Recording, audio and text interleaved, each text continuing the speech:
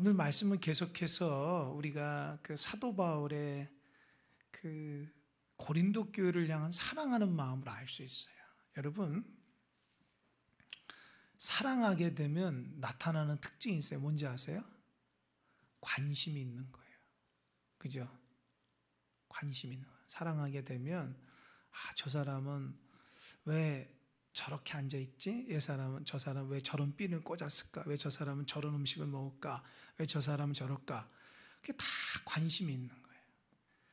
그러니까 사도 바울이 고린도 교회를 사랑하니까 아주 구구절절히 얘기하는 거예요.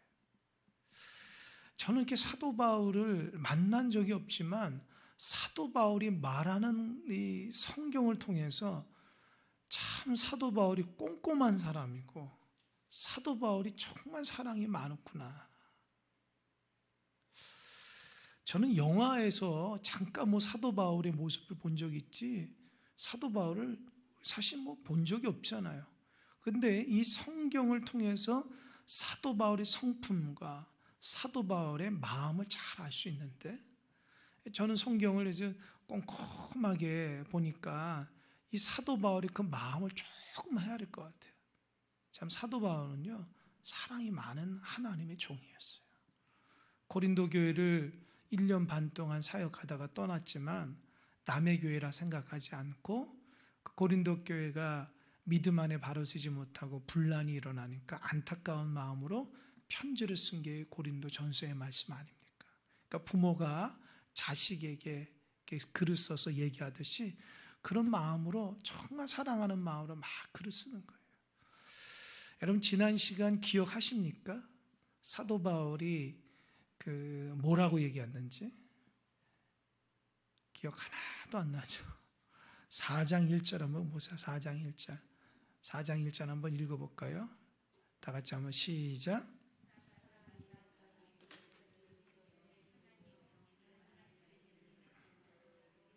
네. 이 4장 1절에서 5절까지의 말씀은 그동안에는 사도 바울이 고린도 교회의 교인들을 책망하면서 너희들이 이러이러했다 이제 얘기하는데 이제 어떤 책망이냐면 하나님의 말씀대로 가르침 받으면 오직 교회 주인은 예수님이어야 되는데 예수님이 아니라 세상의 지혜로 사람들을 우상화했다는 거예요. 그러니까 바울파다, 아볼로파다, 게바파다, 그리스도파다 나눈 것에 대해서 책망을 하는데 이제는 그 사람들, 사역자들에 대한 포커스를 맞춰서 사역자들은 하나님이 아니고 뭐라고 그랬어요? 그리스도의 일꾼이라고 그랬죠. 일꾼이 무슨 헬라어에서 무슨 어원이 있다고 그랬어요? 무슨 의미? 배에 노젓는 사람이라고 그랬죠. 끊임없이 노젓는 사람. 그래서 제가 그랬잖아요. 노가다 같은 일이라고. 끊임없이 그리스도의 노예로서의 삶을 살아가야 되고 또 하나님의 비밀을 맡은 자로서 영적 권위를 가지고 세상의 비밀이 아니라 하나님 나라의 구원의 비밀을 전하는 그런 일이었죠. 그래서 하나님의 사역자는 힘들기도 하고 또 영광스럽기도 하는 이 두 가지가 다 있다 그랬잖아요. 그게 이제 고린도 교회에서 사역하는 목회자뿐만 아니라 교회 일꾼들이 가져야 되는 이 양면성이라는 거죠. 그러면서 이 맡은 자에게 구할 것은 충성이다. 그러니까 열심히 하나님의 영광을 위해서 해야 되는데 그들 중에 어떤 사람들은 이 사람들을 자기 밑에 무리져 가지고 무리를 했다는 거예요. 그죠? 그러니까 그렇게 하지 말라는 거죠. 그러니까 사역자는 오직 그리스도의 종으로서 하나님의 비밀을 맡은 자로서 하나님의 영광을 위해서 최선을 다하는 거예요. 무슨 사람의 속에서 이렇게 자기 영향력을 하려고 하는 것이 아니라 오직 하나님의 영광만 드러내야 된다. 이렇게 얘기했죠. 근데 이제 지난 시간에 고린도 교인들이 이 사역자들을 판단하기 시작했다 그랬죠. 어떤 사람은 이렇고 저렇고 그러다 보니까 무리가 달라졌다는 거예요. 그러니까 사도 바울은 판단하지 말라는 거죠. 하나님의 종으로 보라는 거고 이 사역자들도 자기 스스로 자기를 판단하지 말고 판단하실 분은 누구랬어요? 오직 하나님이라는 거예요. 그러니까 하나님 모시기에만 충성되이 하게 되면 하나님께서 마지막 때에 귀하게 여겨주실 것이다. 그런 얘기를 했어요. 그러면서 오늘 본문에서는 어떤 말씀을 하냐? 이제 그 연장선에서 나온 말인데요. 이 하나님의 사역자인 바울과 아볼로에 대한 얘기를 해요. 그러니까 사도 바울 자기 자신이 그동안 고린도 교회뿐만 아니라 하나님의 그 사역지에서 어떻게 사역한게에 대한 얘기를 해요. 6절 한번 제가 읽어보겠습니다. 형제들아, 내가 너희를 위하여 이 일에 나와 아볼로를 들어서 본을 보였으니 이는 너희로 하여금 기록된 말씀 밖으로 넘어가지 말라 한 것을 우리에게서 배워 서로 대적하여 교만한 마음을 가지지 말게 하려 함이라. 그러니까 6절에서 말하고 있는 것은 뭐냐면 이 사도 바울이나 아볼로가 어떻게 했다는 거예요? 서로 대적하지 않았고 서로 교만하게 판단하지 않았다는 거예요. 그 말은 뭐예요? 사도 바울 자기 자신도 하나님 앞에 부끄럽지 않은 사역자로 고린도 교회에서 사역을 했었고, 2대 목회자인 아볼로도 오직 하나님의 중심으로 했고, 뭐 비교하거나 사도 바울과 비교하거나 뭐 사람을 정죄하거나 그러지 않고 어떻게 했어요? 그저 하나님의 귀한 종으로서 열심히 사역을 감당했다라는 거예요. 무슨 말인지 알겠죠? 그러니까 아볼로하고 사도 바울은 사이가 좋았다는 거예요? 나빴다는 거예요? 예? 사이가 좋았다는 거예요. 그런데 고린도 교회 안의 성도들이, 하나님의 사역자들은 서로 존경하고 하나님의 영광에 최선을 다했는데 고린도 교회 교인들은 세상의 지혜를 가지고 와가지고 사람을 구분하기 시작했다는 거예요. 이 사람은 이렇고 저 사역자는 저렇고, 그러면서 그 판단이 하나님이 하는 것처럼 교만하기 시작했다는 거예요. 그래서 바울파에 모였던 사람들은 자기들이 최선인 것 같고 자기들이 뭡니까? 정말 하나님께서 사랑하는 자기들만의 공동체인 것 같고, 또 아볼로 파에 있는 사람들은 아볼로를 중심으로 해가지고 모였지만 아볼로는 그러지 않은데 그저 아볼로를 좋아하는 사람들이 모여서 저기 바울파는 별로고 게바파는 별로고 아볼로파가 최고라고 자기들이 하나님인 양 판단하고 정죄하고 그랬다는 거죠. 여러분, 교회에서 이런 일이 일어날 수 있을까요? 일어나니까 이렇게 쓴 거예요. 그러니까 교회는요, 여러분 생각할 때 거룩한 곳 같죠?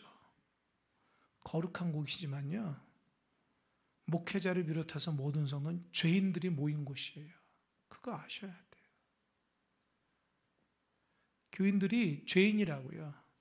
여러분이 하나님 앞에 죄인이라는 인식이 없습니까? 저는 제가 하나님 앞에 쓸 때마다 난 죄인이라 늘 고백해요. 왜요? 내가 부족하니까. 내가 하나님 앞에 내가 부끄럽지 않는다 말할 수 없어요. 내가 나를 아니까. 그 교회라는 곳이 거룩한 곳이지만 모이는 사람들이 죄가 많은 사람들이에요. 실수도 많고 하나님 보시기에 온전치 못하고. 그런데 고린도 교회 성도들은 자기들이 똑똑하고 자기들이 판단이 제대로 섰고 자기들이 이렇게 판단하기를, 여기에서는 욕교만 나왔지만 뒤에 나가면 하나님이 그 죄 많은 곳에 은사를 많이 줬거든요. 그러니까 어떤 사람은 막 방언도 하고요, 어떤 사람은 막 통변도 하고 예언도 하고요, 병고침이니까 그거를 막 우열을 가려요. 나는 방언하니까 넌 방언 못하지, 막 이게 막 정지하고 자기 갖고 있는 걸 막 자랑하기 시작하는 거예요. 지식도 그렇고 하나님께 받은 은사도 그렇고. 이제 그런 것부터 시작돼 가지고 교회 공동체 안에서 무리가 나눴다. 그러니까 사도 바울이 앞에서 얘기하는 그게 세상의 지혜가 세상의 지식을 가져왔기 때문에 그렇게 됐다는 거예요. 이게 사도 바울이 안타까워요. 그 말이죠. 나와 아볼로는 서로 존중하고 믿음 안에서 하나님 앞에 충성봉사했는데 너희들은 어찌 우리가 가르쳐온 것을 배우지 못하고 엉뚱한 거 배웠냐는 거예요. 그래서 뭐라 얘기하냐면, 뭐라 그랬어요? 말씀 밖으로 넘어가지 말라. 말씀 밖으로 넘어가지 말라는 거예요. 그냥 배운 대로만 하라는 거예요. 배운 대로만. 이해되시죠? 배운 대로만 하라는 거예요. 왜 말씀 안에서 자꾸 말씀 밖에 똑똑하다고 자기가 다 안다고 말씀 밖에서 정죄하고 판단을 하는 거예요. 그러다 보니까 공동체 안에서 무리가 나눠졌다는 거예요. 여러분, 운동을 좋아하시는 분들은 알 거예요. 운동을 좋아하시는 분들은 그냥 내가 공 갖고 뭐 라켓을 치든지 뭐 공 가지고 치든지 뭐 야구를 하든지 자기가 좋아서 취미로 하는 거하고 진짜 본격적으로 레슨 받아서 하는 건 다릅니다. 달라요. 뭐 여러분들 골프 치는 사람인지 모르겠어요. 저는 골프 안 쳐봐서 모르지만 TV에서 보면 골프 치는 게 얼마나 자세 하나가 참 제가 볼 땐 그냥 치는 것 같은데 뭐 다리, 무릎, 뭐 허리, 팔 모양서부터 스윙에서 자세가 그 미묘한 차이로 공이 나가고 방향 뭐 이런다고 들어요. 그거를 자기 의욕적으로 하면 되겠어요? 레슨을 받아야죠. 레슨을 받으면 어느 순간에 그게 이제 익숙해져야 되는데 코치가 이렇게 하십시오, 저렇게 해야 되는데 꼭 보면 자기의 잘못된 습관으로 공을 치는 사람이 있어요. 근데 그게 잘 안 고쳐져요. 그럼 코치가 뭐라 그래요? 아니 그렇게 하지 말라고요. 그렇게 하지 말고 이렇게 구부리고 하시라. 그럼 오직 했으면 고무밴드를 이렇게 탁 묶어가지고 이렇게 해보십시오. 심지어는 그렇게 하기도 한다고 그래요. 여러분 제대로 배우려면 말씀 밖으로 넘어가면 안 돼요. 여러분 신앙생활 잘하려면 말씀 안에 있어야 됩니다. 아멘. 근데 문제는 신앙인이 말씀을 몰라요. 그러니까 판단이 안 서는 거예요. 옳고 그른지는 몰라요. 이게 뭐 다른 목회자들은 그러지만 제가 느끼기에 아니 신앙인이 10년, 20년, 아니 30년 동안 신앙생활하면서 말씀이 어딘지 몰라요. 그 말씀이 무엇인지를 의미가 모른다. 얼마나 예배 시간에 목회자들이 연구해가지고 기도해서 말씀을 전해주면 그때는 다 아는 것 같은데 적용이 안 되는 거예요. 아마도 그런 생각해봐요. 이 교회가 학교라고 생각하면 초등학교 6년, 중학교 3년, 고등학교 3년, 대학교 4년이잖아요. 그 몇 년입니까 벌써? 16년이에요. 16년. 16년 동안 하면은 대학교를 졸업하는 거거든요. 그때 되면 어때요? 사회에서 이제 직장인으로서 뭔가 할 수 있다고요. 그죠? 근데 성도들이 초등학교 6년, 중학교 3년, 고등학교 3년, 뭐 대학교 4년까지 해가지고 10몇 년을 신앙생활해도 여전히 말씀을 몰라요. 왜 그럴까? 왜 우리는 말씀을 모를까? 하나님 뜻을 모를까? 귀하게 생각하지 않아서 그래요. 여러분 이게 심각하게 받아들여야 돼요. 여러분 우리가 하나님 앞에 주일날 예배에 대한 문제를 가지고 제가 기도하면서 하나님 감동을 주시더라고요. 예배 제사에 대해서 우리 성도들과 함께 말씀을 나누라고 지금 말씀을 준비하고 있는데 굉장히 제가 감동을 받았어요. 우리가 신앙생활하면서 뭔가 잘못된 신앙으로 자꾸 가고 있어요. 하나님의 말씀보다는 그저 내가 좋아하는 신앙, 내가 좋아하는 말씀. 그러니까 신앙이 하나님 중심이 아니라 자꾸 자기 중심으로 가는 거예요. 그러다 보니까 하나님의 말씀을 대하는 태도가 영 형편이 없어요. 말씀을 알고 그 말씀 가운데 그 말씀이 나를 생명으로 다스린다고 하는 그런 인식이 없어. 그냥 말씀을 지식으로 알아요. 남보다 더 많이 아는 지식으로 한다고. 여러분 어디 나가서 무슨 설교하거나 어디 나가서 뭐 전도하려고 말씀하는 게 아닙니다. 말씀은 내 삶에 적용하기 위해서예요. 적용하기 위해서요. 그러려면 그 말씀에 대해서 깊이 있게 알아야 되는데 성도들 인식에는 말씀을 그냥 들을 때에 그냥 듣고 흘린다고요.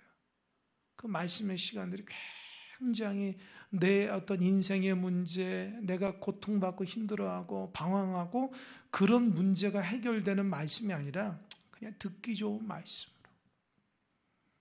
그러다 보니까 어떻게 해요? 내가 하나님을 대한 태도가 온전치 못하니까 그래요. 새벽 지금 아사 왕에 대해서 하거든요. 아사 왕. 오늘 새벽에 아사 왕에 대해서 얘기하면서 아사가 처음에는 하나님의 말씀에 순종했어요. 근데 어느 순간 하나님을 저버렸다. 성경이 그래요. 너가 나를 찾으면 나도 너를 만나주고 너가 나를 버리면 나도 너를 버린다고 그랬어요. 근데 오늘 새벽에 보니까 아사 왕이 하나님을 버렸습니다. 하나님을 의지하지 않고 북이스라엘 쳐들어왔는데 하나님 의지하지 않고 아람 왕에다가 의지해서 성전 안에 금은 보화를 다 갖다 줬어요. 내일 새벽에 아사라라는 선지자를 통해서 책망해요. 너 하나님의 말씀을 듣고 찾으면 내가 너를 만나준다고 했고 너가 나를 버리면 나도 너를 버린다고 얘기했는데 너가 왜 그러냐? 하나님 책망하기 시작합니다. 그러니까 아사 왕이 남유다를 이끌 때에 하나님의 말씀은 자기 마음 조금 편안해지려고 자기 좀 잘 되기 위한 말씀이 아니라 뭐예요? 하나님 말씀은 생명이었어요. 생명. 죽고 사는 문제라고요. 여러분 하나님 말씀을 죽고 사는 문제로 인식하고 있습니까? 그런 태도로 하나님 말씀 보면요. 여러분의 영혼이 얼마나 맑아지고 여러분의 영혼이 생명이 아주 풍부해지는 역사를 경험하게 될 거예요. 제가 늘 얘기하지만 여러분의 성경이 그냥 새 거인 것 같고 보지도 않고 하나님 말씀 그냥 들고 다니는 것처럼 하면은 성경은 깨끗하면 마음이 더러운 거고요. 성경을 날마다 보고 손때 묻혀서 보는 사람은 마음이 깨끗한 거예요. 그걸 아십니까? 옛날에 믿음의 선진들은 다 그랬어요. 제 어머니 때만 해도 성경인 이런 가로가 아니라 세로였다고요. 그 세로인데도 여백도 없는데 빨강색, 파랑색, 형광색 했다고요. 교회 목사님이 그 중요하다고 그냥 다 친 거예요. 눈도 침침한데 보이지도 않는데 그냥 집에서 그냥 나시티 하나 입고 성경 썼다고요. 한여름에. 제 기억이 난다고요. 왜 그럴까? 하나님 말씀에 대한 귀함을 깨닫는 거예요. 문제가 있으면 말씀을 딱 가슴에 놓고 기도하고 잠이 안 오면 성경을 딱 보고서 머리맡에 두고 딱 기도하고 옆에다 놓고 아침에 일어나는 성경을 펴서 무릎 꿇고 기도하고 불과 얼마 전까지만 해도 믿음의 사람 다 그렇게 했다고요. 근데 여러분 교회 올 때 성경 가져옵니까? 그 태도부터 문제예요. 자기 성경이 있어야 돼요. 자기가 소중하게 볼 수 있어야 돼요. 여러분이 하나님 앞에 대하는 태도가 지금 여러분의 신앙의 모습이라고요. 그 심각한 걸 모르고 내가 뭔가 신앙이 잘못되고 온전치 못하는데 이 방향을 잡지 않으면 신앙이 이상하게 변질이 돼요. 고린도 교회가 그랬다. 사도 바울과 아볼로가 정확하게 하나님 말씀으로 훈련시키고 교육시켰는데 이 고린도 교회 교인들이 세상의 논리를 가져왔어요. 그래서 사람을 구분하기 시작하고 판단하기 시작하고 좋고 나쁨에 대한 문제를 가지고 사역자를 판단하고 교회를 무리짓기 시작한 거예요. 그러다 보니까 교회가 어떻게 해요? 박살이 난 거죠. 그러니까 사도 바울이 안타깝다는 거예요. 바울과 아볼로는 그렇게 안 가르쳤는데 정말 진실하게 하나님의 종으로 가르쳤는데 어떻게 그들에게 배운 사람들이 왜 말씀 밖에서 왜 놀아나냐는 거예요. 말씀 안에서 사역자들이 좀 말씀 안에서 기억해야 되는데 여러분 말씀 안에서 신앙생활 잘하는 여러분 되시길 바랍니다. 아멘. 아멘. 그렇게 하셔야 돼요. 정말. 목회자의 고민이 뭔지 아세요? 자꾸 말씀 밖에 있는 사람들이 자꾸 보이는 거예요. 그럼 어떻게 해야 되겠어요? 여러분이 목회자라면 어떻게 해서 말씀 밖에 있는 사람들을 말씀 안으로 들어오도록 쳐버려야 됩니까? 아니면 그대로 둬야 됩니까? 예? 어떻게 해야 되겠어요? 신앙은 자기 자신 거기 때문에 그런 말 하지 않고 그냥 알아서 하도록 한다. 1번, 신앙은 삶과 죽음의 문제이기 때문에 말씀 밖에 있는 사람을 멱살 잡아서라도 끌어다녀야 된다. 어떤 것입니까, 여러분? 진짜 참된 목회자는요, 참된 목자는 죽어가는 사람을 가만두면 안 되는 거예요. 이해되십니까?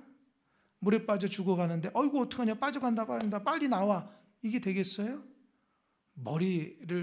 머리카락을 붙잡아서 끄집어내든지, 팔을 붙잡아서 끄집어내든지, 옷을 붙잡아 끄집어내든지 해야 돼요. 그러니까 여러분의 신앙이 자꾸 이렇게 간섭받기 싫어하면은 그건 신앙인이 아니에요.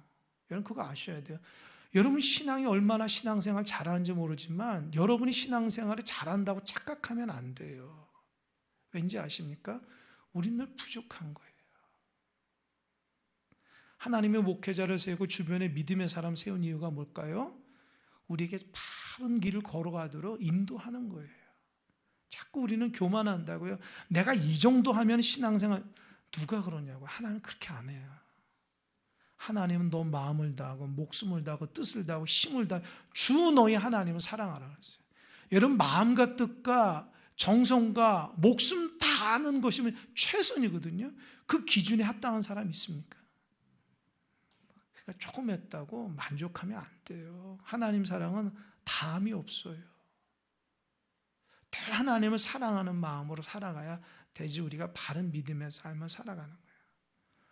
제가 오늘 전체적인 말씀 보면서 말씀 밖으로 나가지 말라는 마음이 딱 들어오는 거예요. 난 이게 우리 성도들이 꼭 기억했으면 좋겠다. 제발 말씀 밖으로 좀 살지 않고 말씀 안에 살았으면 좋겠다. 말씀 밖에 있으면 하나님의 은혜가 적용이 안 된다니까요. 믿음이 적용이 안 되는 거예요. 말씀 안에 있을 때 믿음이 적용이 되죠. 그러니까 이 사도 바울의 말이 나하고 아볼로는 정말 충성되고 열심히 해가지고 하나님 앞에 살아가는데 그 본을 보였는데 어떻게 그 본을 본받은 고린도 교인들은 그 배움을 제대로 그 말씀 밖에서 살아갈까? 그 안타까움이 있는 거예요. 그러니까 어떻게 해요? 말씀 밖에 사니까 6절 하반절 보세요. 서로 대적하여 교만한 마음을 가졌다는 거예요. 서로 대적했다는 거예요. 교만한 마음을 가졌다는 거예요. 자기가 옳다라는 거죠. 사도 바울과 아볼로는 그러지 않았다는 거예요.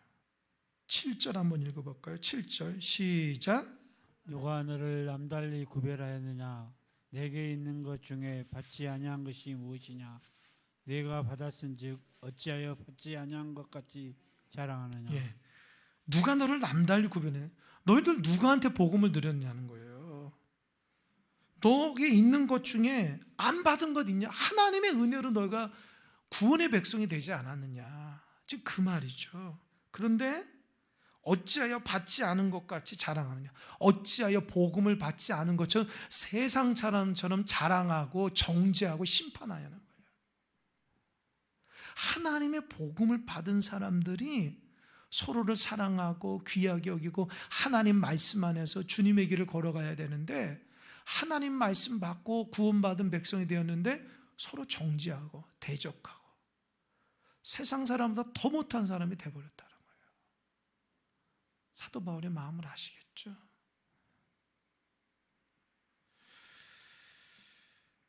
이 자랑이라는 말은 그 교만이라는 말을 의미해요. 그러니까 은사가 남보다 더 많거나 지식이 남보다 더 많거나 가진 것이 남보다 많거나 자기가 뭔가 하나님 말씀 앞에 대단했었다거나 이런 것들에 대한 교만을 해요. 그러니까 그런 사람들은 자랑하고 정죄한다.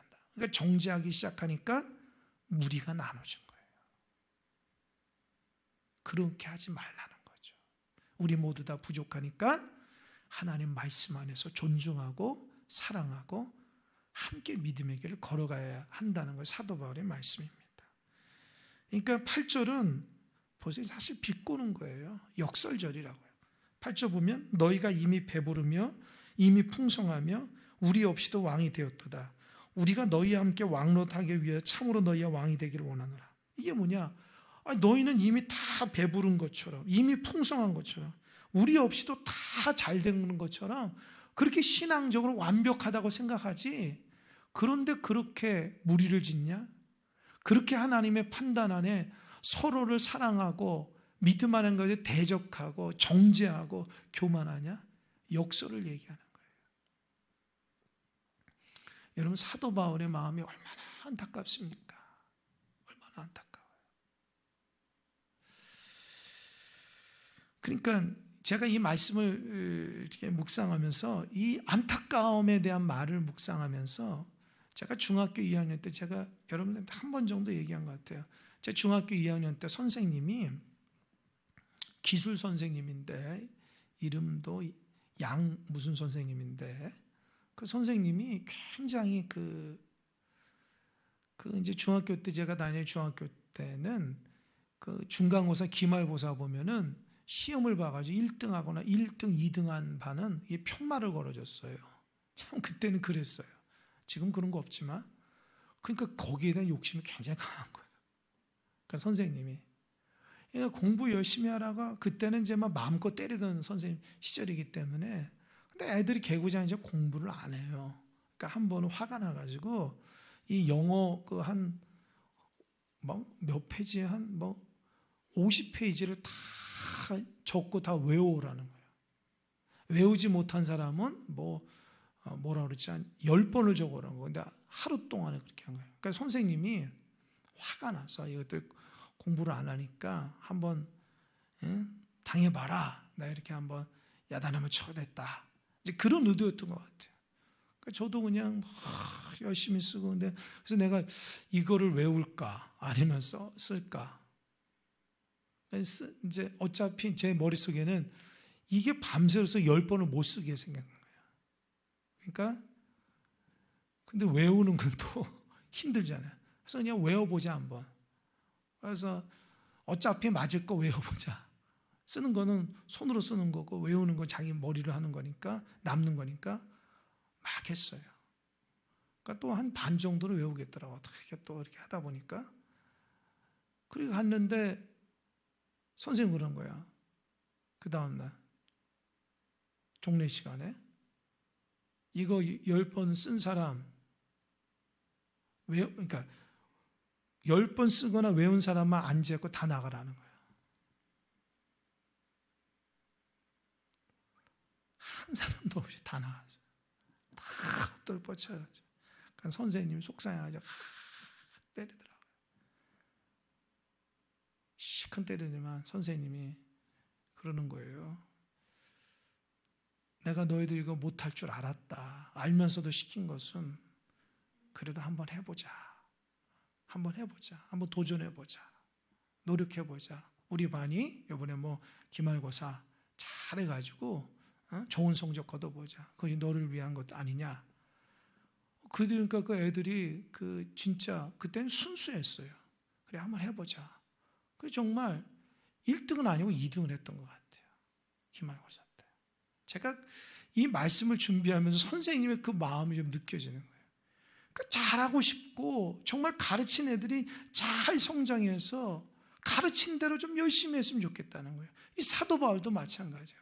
복음을 가르쳤을 때 아주 이쁘게 잘 신앙이 살면 얼마나 좋겠냐는. 그런데 자꾸 엉뚱한 신앙이 되고 사도 바울이 원하는 방향이 아니라 다른 방향으로 자꾸 나가는 거예요. 가르치지도 않았는데 이상한 거 가져와가지고 무리가 지어지게 돼요.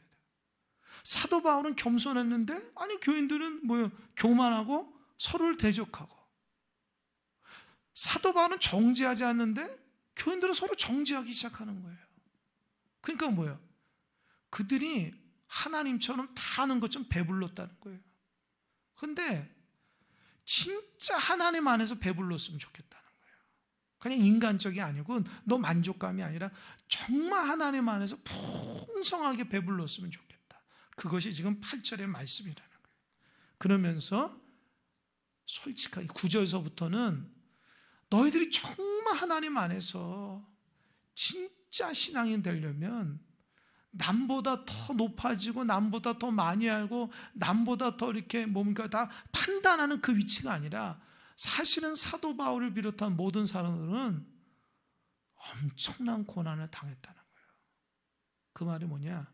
교회 안에서 높아지려고 하는 것보다 교회 안에서 어떤 상황일지라도 낮아지는 것이, 그것이 예수님의 모습이라는 것을, 그게 사도의 모습을 보여주고 있는 거예요.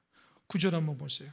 내가 생각하건대 하나님이 사도인 우리를 무엇하기로 작정된 자? 어떻게 하기로 작정된 자고요? 죽이기로 작정된 자처럼 같이 끄트머리에 두셨으며 우리는 세계꽃 천사와 사람에게 구경거리가 됐다. 이 천사와 사람에게 구경거리, 여기 이 구경거리는 뭐냐면 원형극장에서 노예가 사자하고 싸우는 거, 사자밥이 되는 것을 의미해요. 그러니까 이 당시에 사도들은 하나님의 복음을 전할 때 엄청난 고난을 당하니까 사도 스스로 뭐라 했냐면, 하나님이 사도로 세웠을 때 그 사람은 죽이기로 작정된 것처럼 그렇게 고난이 많았다는 거예요. 이해되십니까? 그러니까 사도 바울도 지금 이 고난 앞에 예외 없이 고난을 당하고 있다는 거예요. 정말 하나님의 말씀으로 지켜나가는 종들이 하나님께서 저 사람을 죽일 것 같이 수없이 막 사자들이 달려오고 수없이 많은 칼로 그들을 죽이려고 하고 비난하고 공격하고, 그런 사람처럼 사도들이 지금 그렇게 당하고 있다는 거예요. 그런데 사도들의 귀한 말씀을 들은 너희들은 그리스도의 고난을 받는 것이 아니라 오히려 세상 사람보다 더 높아지려고 하고 더 교만해지려고 하고 더 무리지려고 하고, 이게 말이나 되냐는 거예요. 여러분, 예수 믿고 축복받는 게 뭘까요? 여러분, 예수 믿고 축복 받아야 되잖아요. 그 축복이 여러분 머릿속에 세상 축복만 의미하는 게 아니에요. 예수님 믿고 예수님의 길을 걸어가고 구원의 길을 걸어가는 게 축복이지, 예수 믿으면 뭐 이렇게 엄청난 세상적인 부귀영화를, 그런 생각 갖지 마세요. 그런 생각이 머릿속에 있으니까 죄송합니다, 순수하게 하나님을 안 보는 거예요. 진짜 정직하게 하나님의 말씀과 기도로 나온 게 아니고, 뭔가 하나님 앞에 기브 앤 테이크, 하나님 나 이렇게 기도했잖아요, 주세요. 하나님 나 이렇게 했잖아요, 주세요. 하나님 나 이런 직분 열심히 해, 주세요. 자꾸 이런 식으로 신앙생활을 하게 된다는 거예요. 사도는 그렇지 않았다는 거예요. 하나님이 사도, 영광스러운 사도를 하면은 영광스러운 사도, 복음을 전할 하나님 영광을 위하고 많은 사람을 구원하는 길을 영하며 하나님이 나를 높여주겠다. 그건 너 생각이라는 거예요. 이런 사람들은 죽이기로 작정된 고난이 많다는 거예요. 스스로 내가 하나님의 복음을 주는데 왜 이렇게 고난이 많을까? 이게 정답이라는 거예요, 사실은요. 세상에 끄트머리 있는 사람. 그러니까 뭐예요? 끄트머리 있다는 말이 뭐예요? 야, 나 진짜 복 없는 사람이다. 이렇게 된다는. 사도로 쓰임받는 사람들은 세상적인 관점이나 자기 생각은 부귀영화나 세상의 생각을 하면 완전 정반대의 삶을 살아가는데, 근데 사도가 고린도 교회에서 성도들이 가르치는 그 예수님의 그 십자가의 길을 가르쳤는데, 아니 고린도 교회에서는 십자가의 길이 하나도, 다 영광의 길, 그 영광의 보좌만 앉으려고 하니까 서로 다투고 서로 교만하게 으뜸되려고 했다는 거예요. 여러분, 이 말씀 참 무서운 말씀입니다. 10절, 우리는 그리스도 때문에 어리석으나 너희는 그리스도 안에서 지혜롭고, 우리는 약하나 너희는 강하고, 너희는 존귀하고 우리는 비천하여. 이게 역설입니다. 그래, 너희들 예수 잘 믿는 것 같은데, 그래, 너희는 예수 잘 믿고 참 지혜롭다. 근데 우린 예수님 때문에 어리석은 자가 됐어. 너희는 예수님 믿고 강한데 나는 예수님 믿고 약한데. 너희는 예수 믿고 존귀해. 우리는 아주 비천한 데 있는데. 그러니까 세상적인 관점에서는 이 고린도 교인들이 예수 믿으면 잘 되고 축복받고 다 그런 것이만 생각하지, 예수 믿으면 고난받고 어렵고 이런 거는 정답이 아니라고 생각한다는 거예요. 그러니까 사도 바울이 그걸 지적하는 거예요. 정말 바른 신앙이 뭘까? 사도 바울이 이제 그런 생각을 갖고 있으니까 교회 안에서 무리를 진다는 거예요. 그리스도 중심이 아니라. 여러분, 이거 굉장히 무서운 말씀입니다. 저도 그렇게 할 수 있고 여러분도 그렇게 할 수 있어요. 왜요? 예수님 앞에 바른 신앙 갖지 않으면.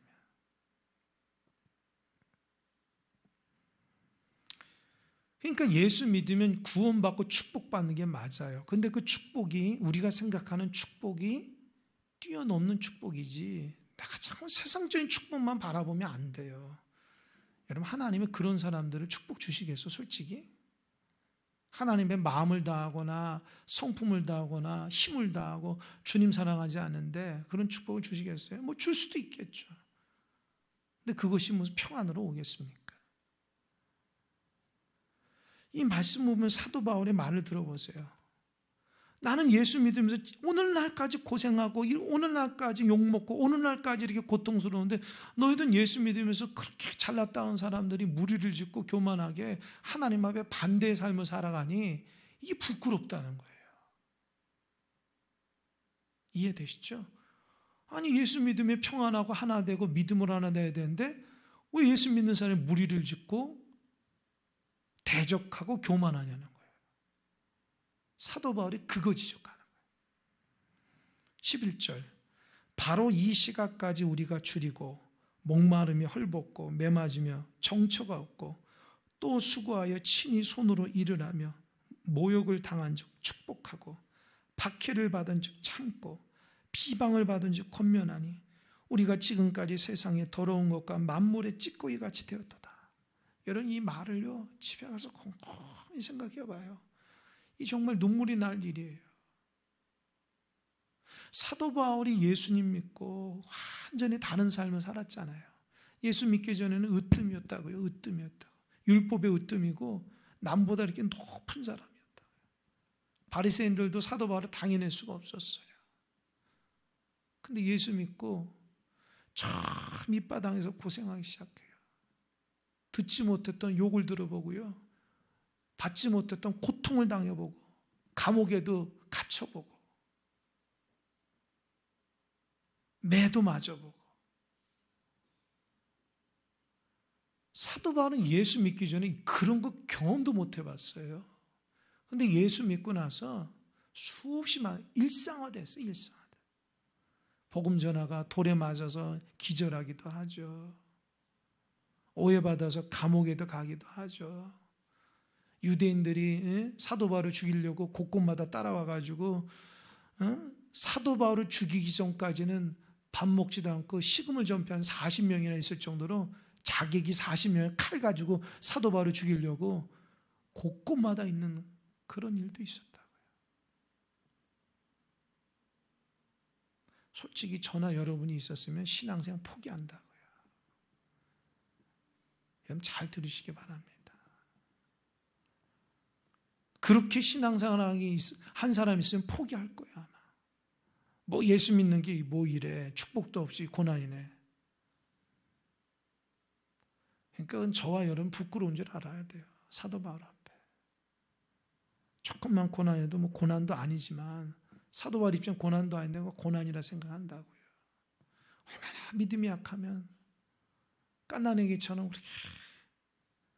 사도 바울은 엄청난 고난이라는 거예요. 그러니까 지금 고린도 교인들을 보면서 복음을 받고 구원받은 백성이 어떻게 저런 모습일까? 어떻게 해서 저렇게 높으려고 할까? 어떻게 해서 남보다 더 높으려고 하고 어떻게 남을 판단하려고 정죄하려고 할까? 무리를 지려 할까? 사도 바울은 예수님 믿고 나서부터 늘 고난의 연속이었다는 거예요.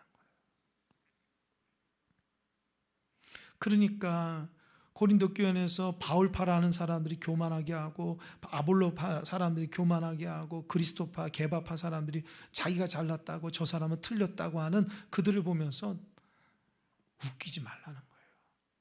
나는 예수님 때문에 가장 낮은 자리까지 내려갔는데 너희들은 예수님 때문에 그 높은 자리를 차지하는구나. 제가 이 말씀 읽으면서 부끄럽더라고요. 나는 예수님을 통해서 자꾸 인정받으려고 하나. 남보다 높아지, 그거 참 어리석은 생각이잖아요. 그렇잖아요? 아직도 세상적인 관, 그러니까 우리가 잘못된 게 뭐냐? 이 고린도 교회를 보면서 우리는 안 그러겠지. 천만에 맞서 더 한다고요. 사실은 저나 여러분은 고린도 교인보다도 더 한다고요, 사실은요. 그런데도 우리는 잘 믿는 것처럼 포장하고 다니는 거예요. 여러분, 진실한 종이 되시길 바랍니다. 일평생 믿음의 길을 걸어가려면 좀 진실하세요. 하나님 앞에 부끄러운 종이 되면 안 됩니다. 수없이 많은 고난을 당하고 세상의 더러운 것과 만물의 찢기처럼 사도 바울은 그렇게 지금도 살아가는데 그것이 당연하다고 생각하는 사람처럼 믿음의 길을 걸어가는데 어떤 사람들은 이거는 신앙이 아니다라고 치부하고 남보다 더 높여줘야지만 바른 신앙이라고 생각하고 있으니까 그게 안타까운 거예요.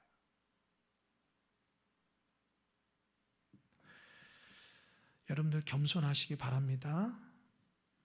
아멘. 제대로 믿으세요. 여러분이 어떻게 신앙생활을 배웠고 이제껏 신앙의 여정 가운데 누구한테 신앙을 배웠고 어떤 과정 가운데 신앙이 연륜이 있고 경험을 했는지 모르지만 좀 말씀 밖으로 나가지 말고 말씀 안에서 하나님이 원하시는 참된 신앙이 되시길 바랍니다. 그렇지 않으면 진짜 부끄러움 당해요. 사실 이게 부끄러움 당하는 거예요. 이 편지를 받아본 고린도 교회 교인들이 얼마나 부끄럽겠어요. 나는 옳다고 생각했는데 사도 바울 그 말 들으니까 부끄럽게 시작하잖아요. 사도 바울처럼 그렇게 고생당한 세상의 끄트머리 있는 사람처럼 만물의 찌꺼기처럼 대우받지 않고 그래도 괜찮게 살아가는데 왜 우리는 그렇게 불평불만이 많고 남보다 높아지려고 애쓰냐는 거예요. 그리스도의 모습이 없는, 그리스도의 성품이 없고.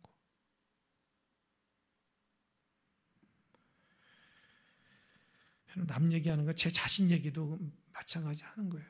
제가 나를 보면서도 내가 정말 그리스도 안에서 정말 참돼야 되겠다. 하나님은 부끄럽지 않은 종이 되어야 되겠다. 오늘 이 말씀 보고 회개했어요. 아무리 생각해도 내가 이런 사람 같지가 않은 거예요. 나는 말씀 전혀 목회 잘해서 솔직히 마음속에 하나님 앞에도 인정받고 사람에게 인정받고 싶은 마음이 있는 거예요. 내가 사람한테 인정받는 뭔지 아니다. 하나님 앞에 정직하려고 하는 사람이에요. 그러나 내 마음속에는 사람 앞에도 인정받고 싶은 마음이 있는 거예요. 숨길 수가 없는 거예요. 부끄럽기 시작하는 거예요.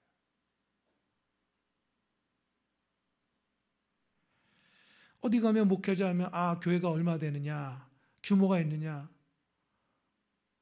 목회자들이 그런 것을 많이 묻거든요.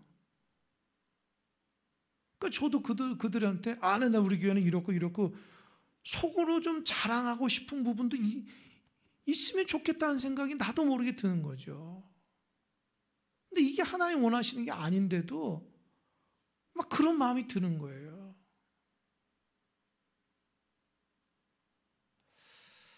부끄럽더라고요.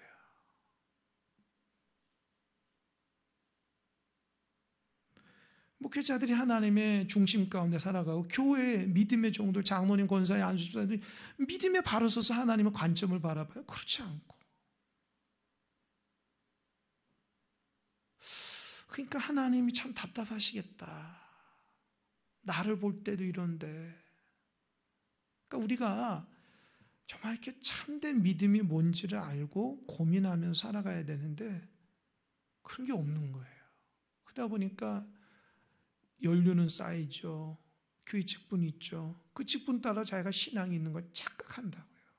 삶이 변화되지 않았으면서. 세상에 나와서 하나님의 중심으로 살지도 못하면서 나는 그런 사람처럼 자꾸 착각하는 거예요. 예수 믿으면 축복받은 것이 하나님의 뜻이냐? 자꾸 세상적인 축복만을 내가 자꾸 드러내고 싶은 거예요. 그게 하나님 뜻은 아닌데. 어디서부터 우리가 신앙이 조금 이렇게 삐뚤어졌는지 모르겠어요. 물론 한국 교회가 7, 80년대에 8, 90년대에 엄청난 하나님 축복을 주셨기 때문에 교회가 막 성장하고 교인들이 가득 차고 소위 정말 부르짖으며 하나님 응답하니 기복주의 신앙에 많이 판쳤던 시대가 있었죠. 지금은 그런 시대가 아니에요. 지금은 바른 신앙이 뭔지, 교회가 교회답고 목회자가 목회자다, 성도가 성도다, 그거 요구하고 있어요. 지금 하나님께서. 세상 사람도 마찬가지고. 오히려 교회답지 않은 큰 교회는 이제 비난받고 있다고요. 영향력 있는 목회자는 비난받고 있다고요. 목회자답지 않아. 정말 하나님 원하시는 것은 작고 낮아도 하나님 보시기에 참된 본질적인 믿음의 삶을 살아가고, 힘들고 어려도 하나님의 영광 가운데 낮은 곳에서 하나님의 영광 가운데 그리스도의 길을 걸어가는 것이 하나님 원하시는 거예요.